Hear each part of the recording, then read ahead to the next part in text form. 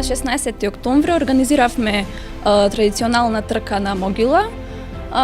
Целта ни беше да се дружиме, а воедно и да помогнеме. Учествуваа околу 100 учесници од Прилепската гимназија.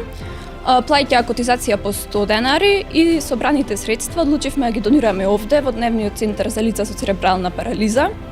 Донацијата се состои претежно во тетрадки, боици, блокови, хамери и такви работи.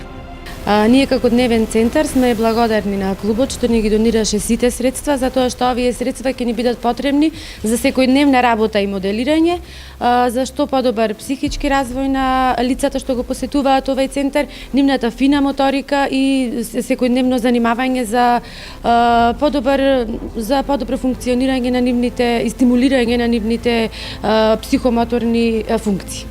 Му заблагодаруваме на клубот и се надеваме на понатамошна соработка.